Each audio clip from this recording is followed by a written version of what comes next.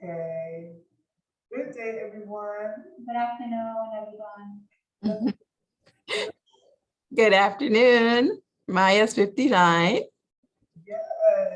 Yeah, it's 2:38, Susan B. Anthony. District 29 represented here. And we just let it that robbery to take the time out and share PowerPoint information on supporting families in crisis, especially in light of all that's going on in the world. So, Ms. Leverett, do you have anything you'd like to say, or do you want me to start with the PowerPoint sharing? You can go ahead and start. Okay. Okay.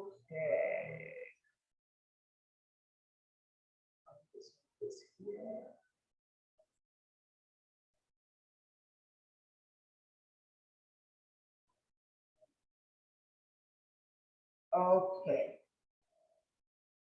All right, so supporting families in crisis. This is being presented by 3 schools. Right now we have 2 represented on this line. We're doing it again at 6 p.m. this evening. Today is June the 2nd, 2022. I is 9192 and 238. We have Mrs. Kaur. Did I say that correctly? Yes. Yes, Mrs. Kaur. Our parent designee, District 29, coming from IS 238. And we have Mrs. Leverett, Mr. Nathaniel in my absence at 12, and then myself and Mrs. Blow. The goals of this presentation is to provide expert information and strategies to help parents and caregivers approach crisis situations such as community trauma, school violence, whether here in New York or anywhere nationally, terrorism, or natural disasters, including hurricanes, as we know yesterday is the beginning of hurricane season, tornadoes and earthquakes. Another example, crisis situation is the death of a family member, friend, or pet. And lastly, family upheaval, such as divorce, military deployment, incarceration, illness, or addiction. The quote of the day is, one day a son asks his father, why is it always the best people who die? The father answered, son, if you are in a meadow, which flowers do you pick, the worst ones or the best? The author is unknown. At times, specific thinking can bring some calm to process in traumatic situations. How do your crisis situation affect children? Stress, anxiety, and depression are part of life for us as adults. We understand that feeling of sadness over loss of eventually fade. However, for our children whose minds, bodies, and experiences are still growing, a crisis situation can make this emotion overwhelming. It is important for parents to understand the definitions of stress, anxiety, and depression, and the effects these feelings can have on our children. 3 different ways that we can cope with stress are routines, 3 different types of stress. Routine stress is related to pressures of daily responsibilities. Number 2, disrupt stress is caused by sudden negative change, perhaps in a relationship, work, or even in school. Traumatic stress happens following a major event, such as a car accident, a violent act, death, or natural disaster.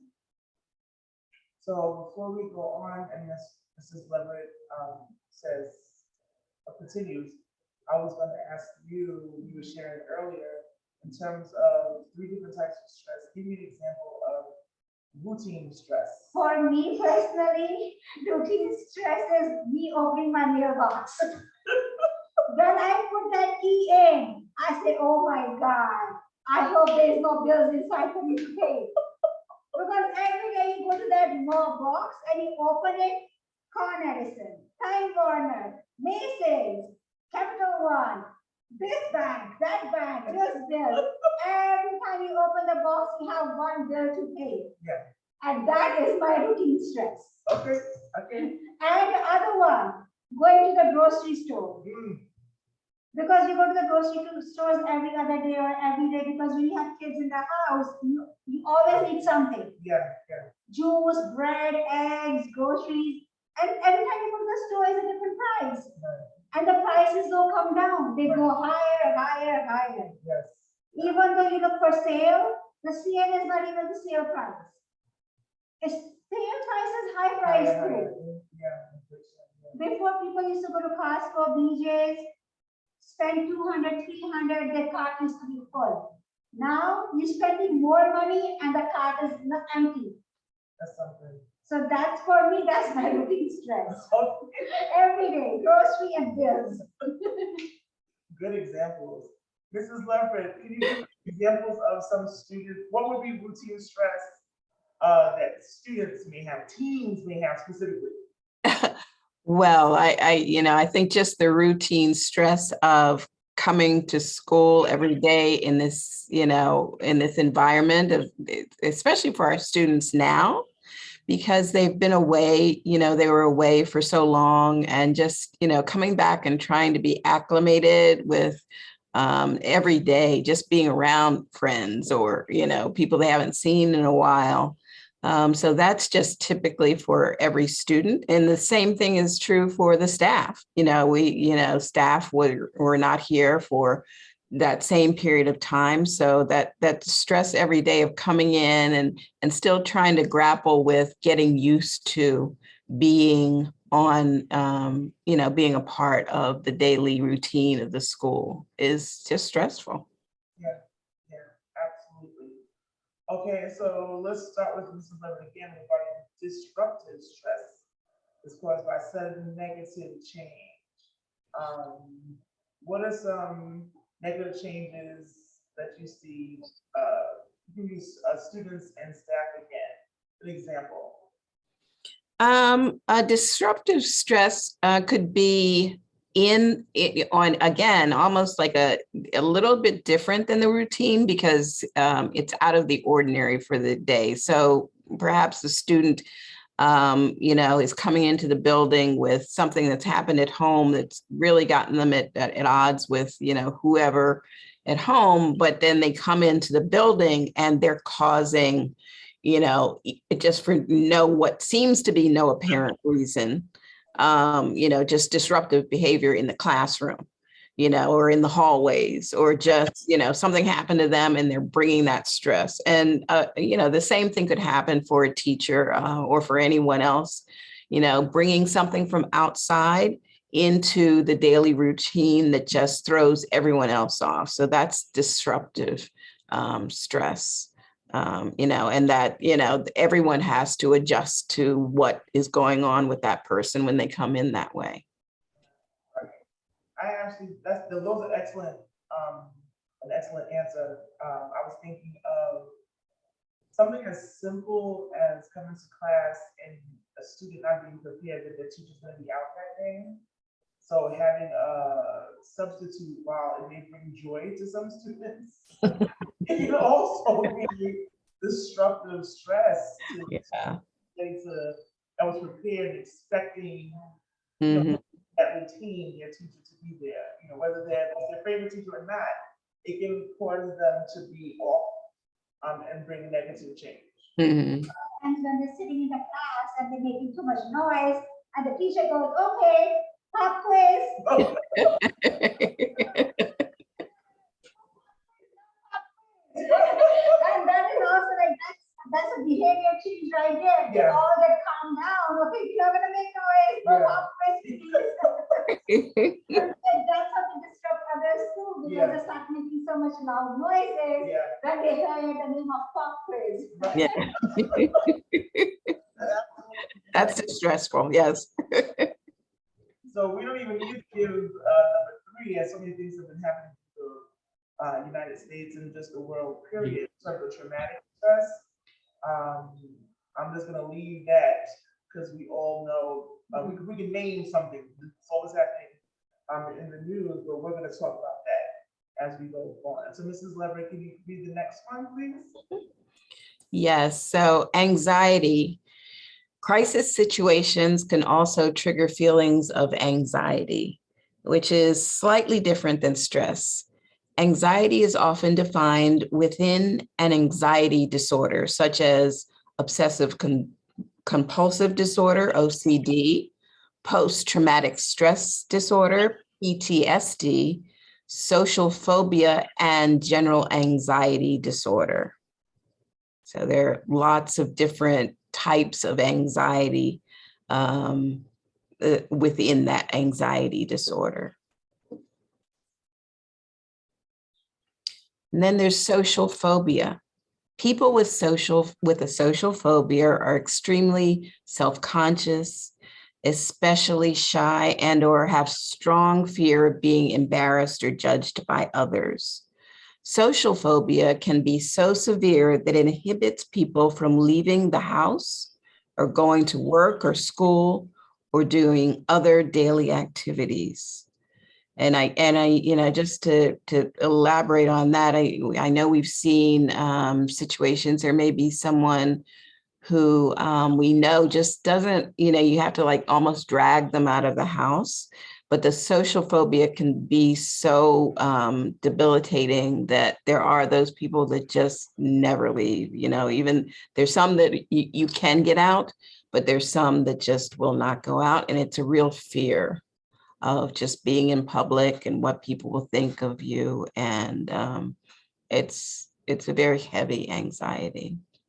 So nervousness in meeting new people, anxiety and the pressure of more than one person, how you perform because of that, the feelings of heaviness in the chest or sinking in your stomach, palpitations, sweating, tremors, difficulty in speaking, expressing, stuttering, swallowing words, and just fear of being judged and hypersensitivity to criticism. And then that brings a sense of, self-criticism. Your self-worth is lowered. And so you don't believe in what you can do. You don't feel that you look good enough, or you are worthy enough, or whatever you're going to say is important enough. And so social phobia can be so debilitating, and it's a real thing. And students and adults. Yeah. Yeah. Sometimes we don't realize that it's students because we just think they're acting out or whatever label it as, but social phobia is real. Yeah, and sometimes I think, some of the shy person, is probably, at least if they're out, they're fighting some of that within as well. Yeah, they have to fight within themselves to because they can't express. They have to hide everything inside until it builds up so much that they can't hold anymore inside. Yeah. It comes out. Absolutely. Mrs. Kaur? Okay, obsessive compulsive disorder, OCD. People with OCD feel the need of perform routine and visual over and over again, and or to check the same thing repetitively. Other symptoms may include having the same thoughts over and over again, or having a racing mind. The rituals and thoughts associated with OCD can become severe and prohibit a normal functional daily life. OCD often starts during childhood or teen years. And OCD can cause depression, behavioral changes, people become isolated, they don't want to go out, they don't want to mingle, they don't want to talk, they don't want to associate themselves with others, they want to stay by themselves. And it's very, very sad. Once you're in it, you actually have to feel it to know how it feels. You cannot just sit and read and talk about it. You have to be in the situation with a family member or a friend or someone you know, close relative, to get that feeling. Yeah, it's very, very sad, yeah. And you keeps you thinking, your mind is just running, and you think about the same thing over and over and over. No And, rest, and no rest and no solution, unless you talk.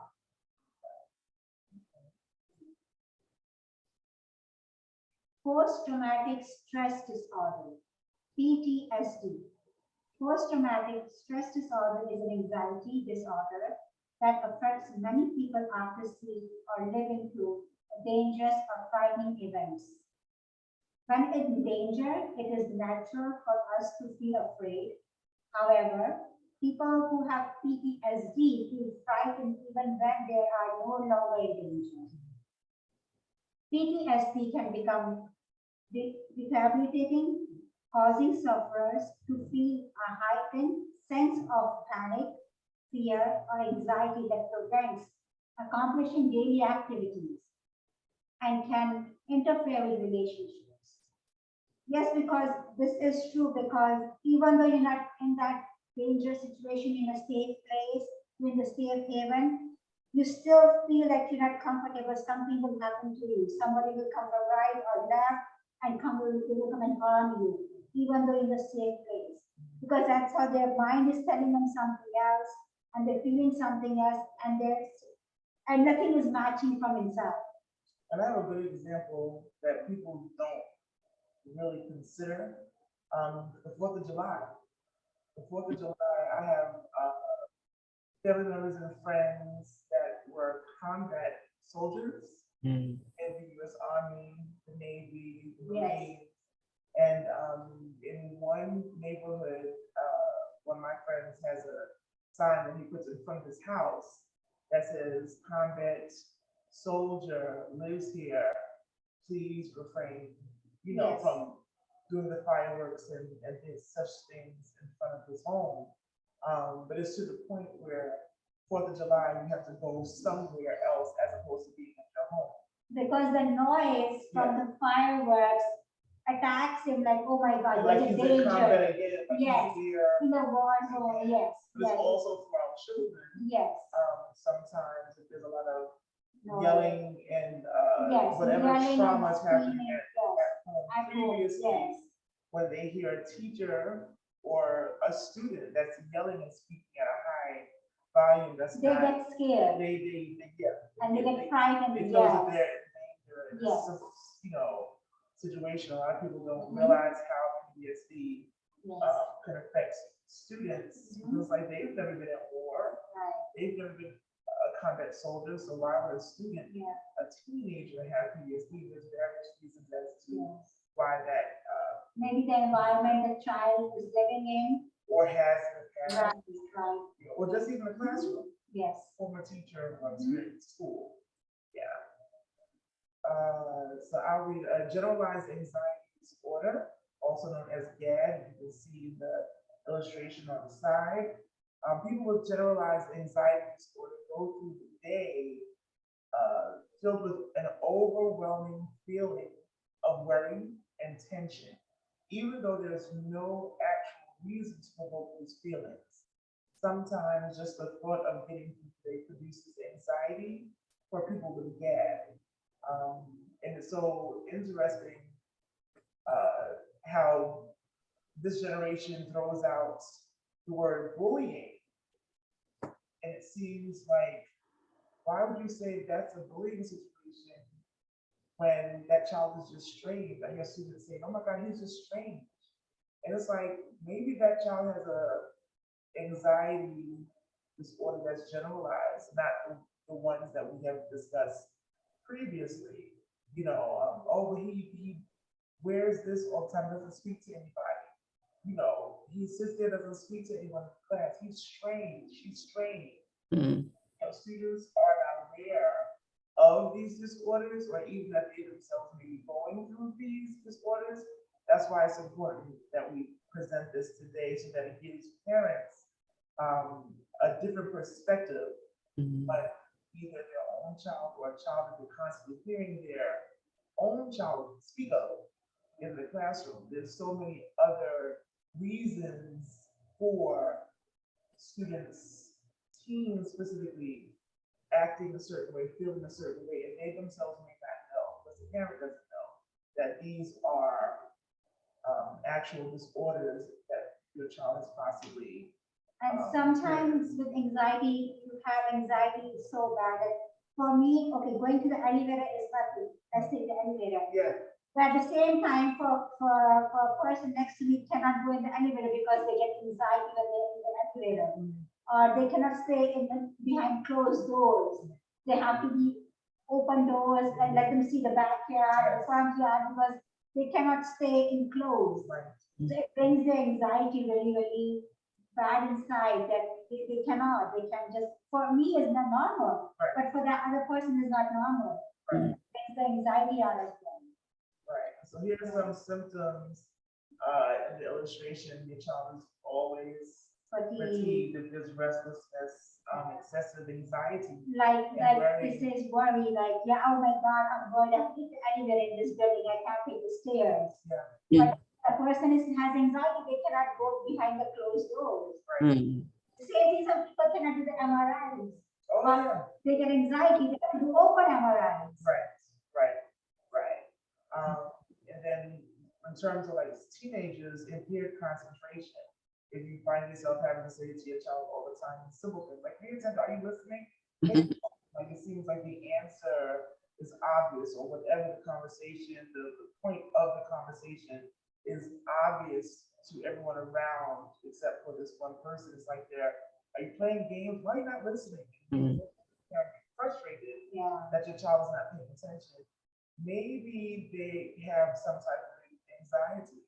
They know about it because their classroom setting, maybe for one class, is so disorderly that brings so much anxiety when they're home and there's no actual reason. These feelings, those feelings are there.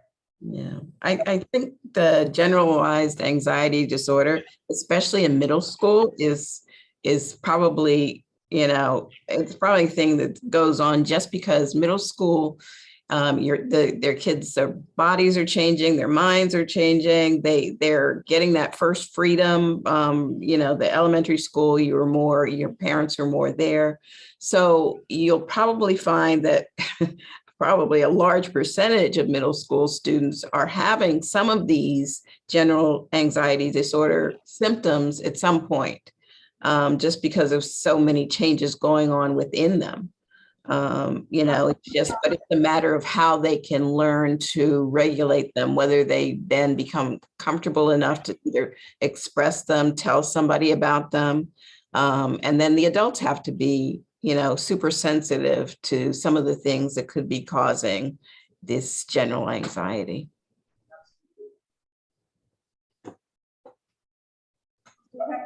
Depression. According to the Numerous Foundation, depression involves sadness, discouragement, despair, or hopelessness that lasts for weeks, months, or even longer. Yes. Depression interferes with person's ability to participate in normal, routine activities. Experts estimate that 1 in 20 teens in the US have moderate to severe depression. According to the National Institute of Mental Health, depression is a disorder that can occur when chemicals in the brain are out of balance. While it is sometimes difficult to diagnose, professionals can often treat depression and anxiety with a number of different methodologies. Yeah, I feel like during this COVID, you're seeing more and more commercials for medications about depression, because I think the scope of it has, for all kinds of reasons, how this has affected people in the last couple of years. That we're really, I know people are, the medical companies are trying to make money, but it is a real thing. I mean, there are a lot of people suffering from depression across the United States and probably across the world at this point. So here's warning signs. Chronic stress, anxiety, and depression can weaken the immune system, make children and teens feel more susceptible to illness, and interfere with daily activities and relationships. So I'm gonna ask, can you guess some common warning signs among children and teens? They're sad, they're quiet, they're by themselves, they don't want to communicate, they don't want to play, they're not happy, they're not jolly, because when they're teens, they're always running, jumping, they don't sit in one place. They want to eat junk food, pizza, burgers. You just see separate person in them. When they're depressed, they just quiet. They're not the normal person. You as a mother, you will know if a child is depressed because the child behaves different. They don't act the normal way they usually do. So They're not that noisy. So I'm asking, what's the normal way, being that we just came from the pandemic and being remote and being locked in for 2 years, and even if your child was a blended student and came in for 2 days and went back, like what is considered the normal, or still normal behavior of the kid, being that they've been remote, they've been inside, how does one tell if their child, if their teen is depressed or just acting as if we're still They will concerned not. about the I pandemic? think that they will not show interest in their education and their books because they cannot concentrate. They cannot pay attention to their work. Yeah, because they're lost. They're in a different world. Like stuck, not knowing Yeah. what to do. And They can lead to depression. right, which leads to depression. Yeah, they're not in their routine, their regular activities. Yeah. What about Mrs. Leverett? Well, one of the things it says is that they're susceptible to illness. So I think in extreme cases, there are children who have nosebleeds when things get really stressful. There are children that have and asthma attacks are more prevalent when you're stressed on top of other things. So I think those physical signs are something also to look at, for our kids.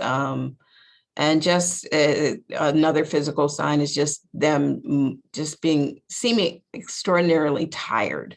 They don't want to get up out of bed.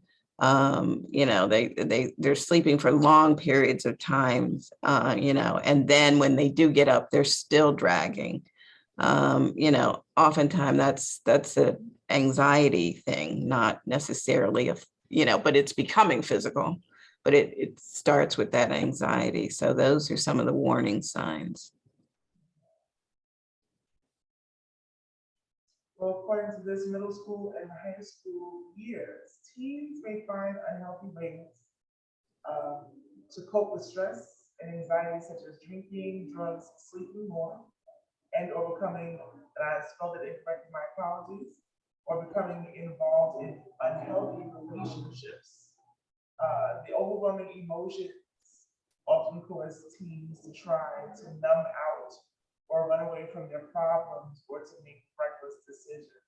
I'm going to give an example because most parents that I know, when they hear of teens and drinking drugs, they're like, that's not my child. And most of the time, it's not their child. There's more kids that's not doing drugs and alcohol than we talk about, because we have to bring the awareness to the community because of those that are.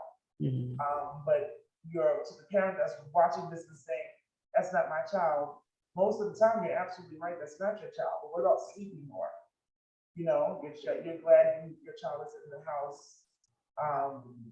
But when you get the calls that your child is late to school and you know that they were out of the shower and eating breakfast with you left out, you guys didn't leave out together, why are you getting a phone call that your child is not at school, only for you to find out that they went back to bed or that they became involved in an unhealthy relationship, not necessarily girlfriend, boyfriend, or that type of relationship, but what about just following someone that wants to go to McDonald's instead of coming inside the school first period? That's a relationship. Sometimes go to the park. Right. Just following, I want to make it I want to shine the light on those less extreme, those situations that are not extreme. Mm. Like your kids will never go so far.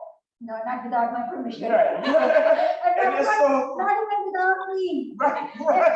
not there, you're not there. You can come with me. Absolutely. So, a lot of parents like I have nothing to worry about and they don't realize these situations, like finding out that your child, I have parents that call and say, Ms. Boone, you were right. I checked my, like a tracer app that Mm. Life 360, they life like 360. 360, Yes, we and can they're like, track them. yeah, and they're like, Ms. Boone, I tracked my child and they wasn't on the train going to Coney Island. They was right across the street from the school on Avon Street. Instead of being in class when they've been. So those are different signs of unhealthy relationships.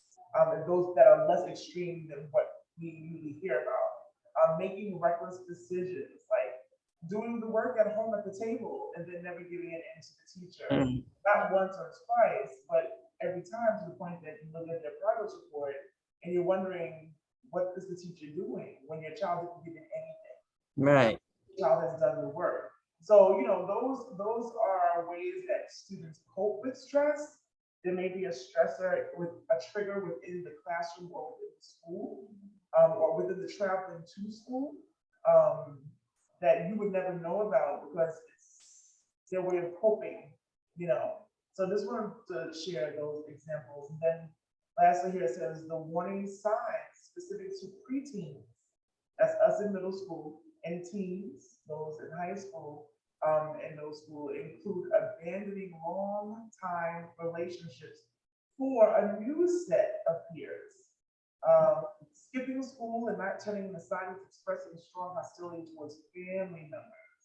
A lot of us say, oh my gosh, they're going through puberty, it's that time of the month for our girls, or the boys are just, oh my gosh, they're just teenagers. But if there's hostility towards family members, and like we also hear experimenting with drugs and alcohol, strong hostility, Mm. that's not your child, and you know they're not on drugs, something is stressing them out, and that's a means of coping. Mhm. So something to take a look into.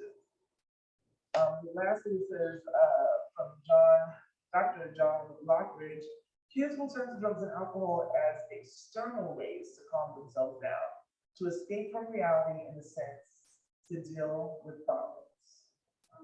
So encouragement to parents is that while you think, oh, not my child, know that this is an option, especially in New York now that we have so many smoke shops in everybody's community, and that cannabis is legal for those 21 years and older. However, those that do not look 21 and just go in and have money, no one's checking ID, not in the bodegas necessarily, maybe certain smoke shops. This is something to be aware of. Mhm. There is hope and advice for parents and caregivers. That's why you're listening to this now. Okay, so when tragic events happen in our community and world, here's some advice for parents. Ms. Kaur? Advice for parents is that don't project your fear onto your children. Remember, children take their cues from adults around them. They what you show them, that's what they will pick up. If you show them fear, there will be fear. You have to be there for them and be strong for them. So they get the strongness from you. So that way, they will turn to drugs and they will turn to alcohol. They will turn to you. And they will show compassion in their Objection, Ms. Brown, please remain on. Know that in terms of projecting fear on Yeah. children, a lot of parents are like, what are you talking about? Number one, you think the children's not paying attention to you, they're sponges. Yeah. So when they're quiet, not even looking at you, they may be in the game with the But headphones on, their ears are on you, they're listening. they're taking it all in. Yes. Oh, I heard what you said. I heard. Right, and they may not even say that. Yeah. Let's give an example for the parents that think, this is not for me. Share your thoughts of the photo to the side. So, Mrs. Leverett, you see, this has nothing to do with children, but this is how fear gets into parents sometimes, but the news Yes. affecting Yes, Mhm. yes. And that's really why, there are certain points where we just, especially today, we just have to turn the news off. It too much, it just goes into your psyche after a while of all the bombings and the murders and the killings and just turn it off and take a break from it. It's still going on, but you, for your own sense of well-being and, sanity, need to find a way to just let it go for a while, not listen to all of this, because it's bombarding us every single day. It's nice when you get a news story where they're talking about a dog or a cat, or somebody saving someone. Right. But so much of the news and the media and, just anywhere you go is full of fear and all kinds of negativity. And so it's good to just step back from that, turn the TV off, take those devices away, put that down and just let it go for a while and, have a conversation for a change, take a walk, go out and see nature, you know, you know, take some time to yourself, whether you believe in, have faith beliefs or whatever it is, to just renew yourself, because it's real. It's the palpability of the negativity is strong, and so you need to step away from that sometimes. Right, absolutely. And our kids, while they're on, like some older people say that, oh, the games are horrible, it's the games, it's the social media that's doing this, blah, blah, blah. The reality is, look at the picture. One person is just sharing news, whether it's good or bad. But rejection happens as simple as the other character being emotional and for 5 minutes, 45 minutes. Then you start thinking, at first okay, they're a great country, that's just their opinion. But then you see in 45 minutes, you start, it's projected. It's projected. It's just as simple as seeing a jewelry commercial, but then when they say it's Memorial Day sale, get it now. Like Yeah. the rejection. Yeah. That's how girls. Yeah. It's that little part, that's not the main conversation. You can be having a conversation with someone on the phone, not even involving your child, but your emotion can be projected on your child by your comments over and over again, not realizing your child is taking that in. Your children cannot vote, they're not into politics at all, but you sharing an opinion, it's due, like everyone has their own opinion, but when you share it over and over again, you don't realize that you're projecting specific fears, even if they don't understand what the conversation is about. Fear can be projected. Something as simple. And you can feel it. Something as simple. Because I just look at the picture and I can feel them. Let's turn. Okay. Cedric, want to read this one? So, advice for parents: just reassure your children that they are safe. While we cannot guarantee our children that nothing bad will happen to them ever, we can provide assurance that these events are relatively rare and that we will do everything we can to keep them safe. So what are a few ways and a few places you and your teens can discuss ways of practicing safety? So we'll ask our parent here. What are some of the ways? Advice for parents. So Okay, the thing is, always keep your phone. If something goes wrong, message. Keep the tracking device on the child's phone. What's the name of it? Life 360. That's the app. That's the app you can download on your child's phone. It's Life 360. You said Life? Life, Life. 360. Okay. Yeah, you download on their phone and you can track your child when they got on the bus, when they got off the bus, what street they're on, what avenue they're on. So that way you know where they're going. If they're going to school, they're going in a train, they're going in the bus, and have the phone on. I understand in school you cannot have the phone on. Put it on wide way. Put it on silent mode. Because you never know what can happen. At least you can message. And so A they quick feel, message. so they feel connected. They You're feel connected. to you. Okay, my mother, I Yeah. can call my mother, or Yeah. I can send a quick message to my parents. Okay. And on the app, you can follow the app and find out where the child is, where they are, if they're in the right place, right time, or they're going to a wrong place. Yeah. Yeah, they're supposed to be where they're supposed to be at that time. So that's even good for like, if they take mass transit or Yes, anywhere. anywhere. And let's say Anywhere. they make a detour because of construction that. the You parents will are know. aware of. Yeah, that's not their regular routine, that's not their regular route, why they went left. They're supposed to go straight.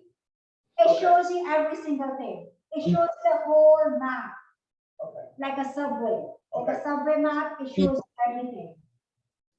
Okay, Yeah. that's good. I want to give another It example. even tells you, when the child is by a school, it says, your child's name arrived at school this time. Really? This child's name left home this time. It even says that because the phone tracks it with the address, because this is the child's address. Okay, they will say the name of the child arrived at home. So you know your child is outside. Yeah. Awesome. It says that or left home. Okay, this child left the home at this time, and right now the child is on the street. That's awesome. It gives you indications and tracks everything. Yes. So I want to give an example from a parent that sent an email in terms of a question to us. They wanted to know, what are we doing as a school in terms of practicing safety? They know that we have fire drills, but they weren't aware until the recent tragedy in Texas at the school that all schools practice lockdown drills. Parents that don't necessarily know that, like students not going home saying we have lockdown drills, especially in middle school. Elementary school, they may tell you all of that. But the parents were very surprised that we have lockdown drills, and they wanted to know when our next one was going to be held so that they can come. I think that was one of the interest, and then the accountability. They don't realize that we have to do these drills. Accountability, I really enjoyed the question. I unfortunately had to share with them that we can't share what happened. You want to participate, see what our child experience. Because lockdown means you wouldn't be able to come in the building. Like people don't do drills at home. They may have their different things when the child is younger.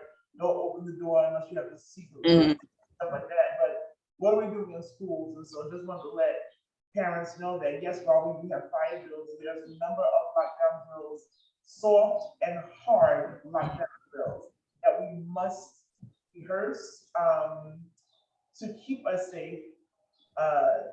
And so that is one place that no one's really thinking about. You may think of your car, your vehicle, your house, walking to grandma's house or coming to my job to go these routes. But please know that in public schools and charter schools and private schools, there are lockdown drills as a result of another school tragedy that had taken place years ago. I believe it was Columbine. I'm not sure, but lockdown drills in schools is another place of being safe. For those that are handicapped, disabled, in wheelchairs, or have crutches, there are specific rooms that those students know they are to go to on each floor. If your child on the third floor, they don't have to go to the first floor.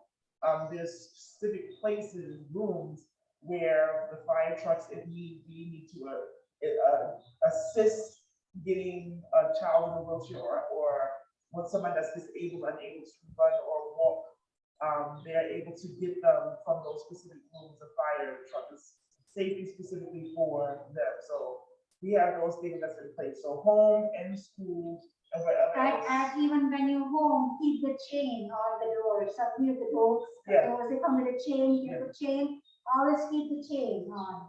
And watch to the people who's outside. Somebody ring the bell. The little kids don't know. They hear the bell ring, they go. They open the door, they don't know. Yeah. Because it's some teams do yeah, also. they don't know. Somebody ring the bell, you don't know who it is. Ask who it is. The people, see outside. If you know the person, you open the door. You don't know the person, you don't open the door. Keep the the chain on. And from the, if something, even the buildings, they have intercom. Yeah. You know who it is. If say, okay, delivery, UPS, you open. If Yeah. you don't Already know, you're expecting something. right, if you But don't then- know the person, don't open the door. And then also, Mrs. Leverett, can you share on safety, helping people? The example that we see here is a smaller child, but even for teens and preteens in terms of safety on the internet and the computer. Yeah, so again, the social media concern, as you mentioned, the internet, just their conversation, there's called catfishing, and pretending you're someone you're not. And so just when your teens are on or your preteens are on, make sure that they're not really giving out your information of where you live, what school they go to, what time your school gets out, because there are people on the streets now I know where your school is. Yeah. So if I'm a predator, or just, someone who's not doing the right thing, I now know, well, I've seen this person in this game, even in a game environment. You've told me where you live, you told me what school you go to. And so the parents are surprised just how much, because when you're playing a game on over the internet, you feel like you're safe. Right. If you're Yeah. right, but if you're talking, you start talking about your life and talking about where you go to school, talking where you live, those things are, very traceable. And so that's something that parents need to tell their children too, with the gaming, to be very careful with that, what information you give while they're gaming. Especially when they're playing the Xbox, they Mhm. get friend requests and they want to add everybody.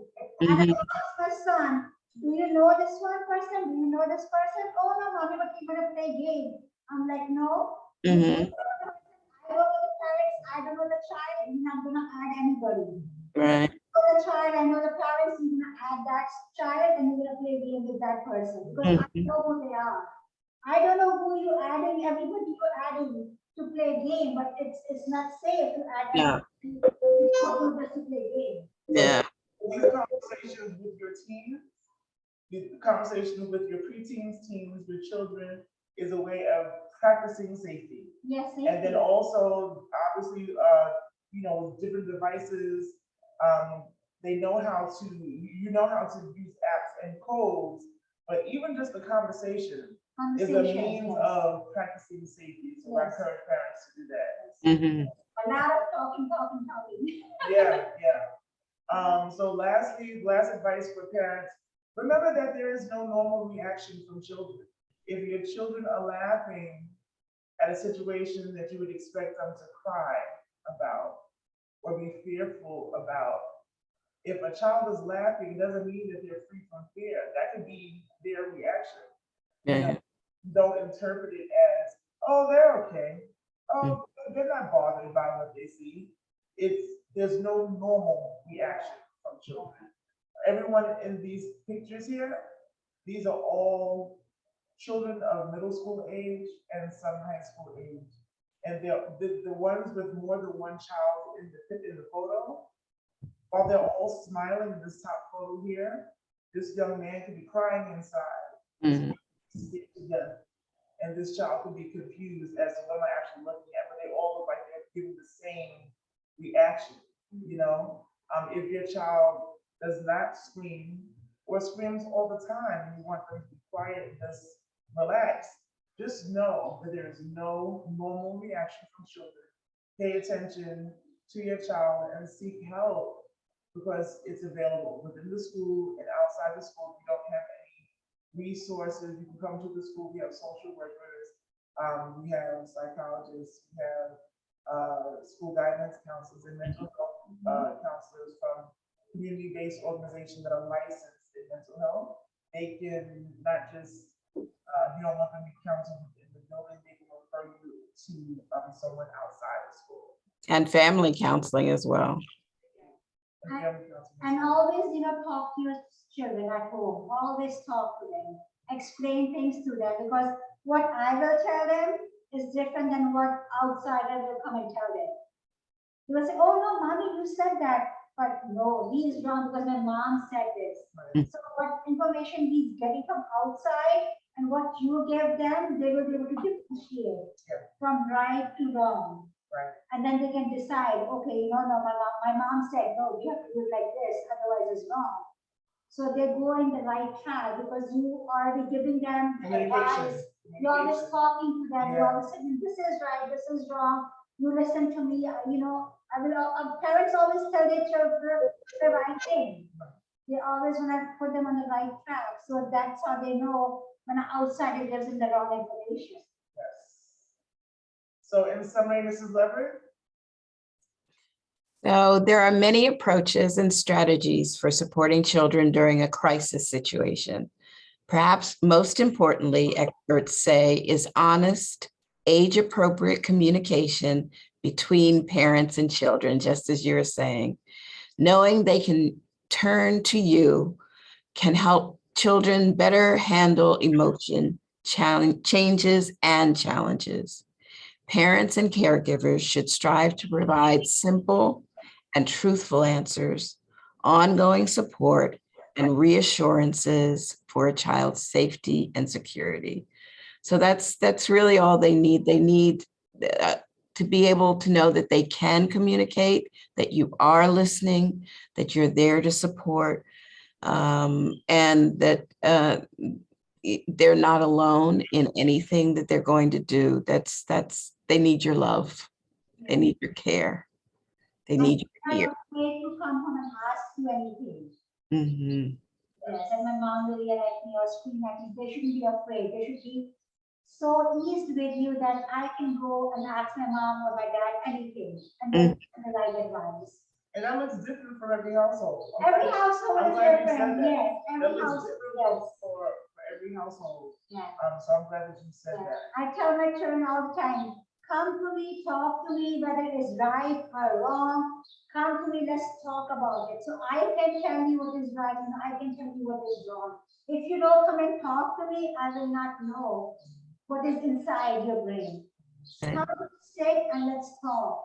Let's talk about it. The more you communicate, the more you talk to them, the easier it will become for them to come to you. Mm-hmm. They'll never be afraid to ask you anything. Yeah. And every child is different too. So you can have the way that one child, even in your own household, communicates with you could be slightly different. So, you know, you have to listen and look and see how they're comfortable in talking to you and try to understand that and allow that to happen. They're comfortable with the parents, they're comfortable with the grandparents.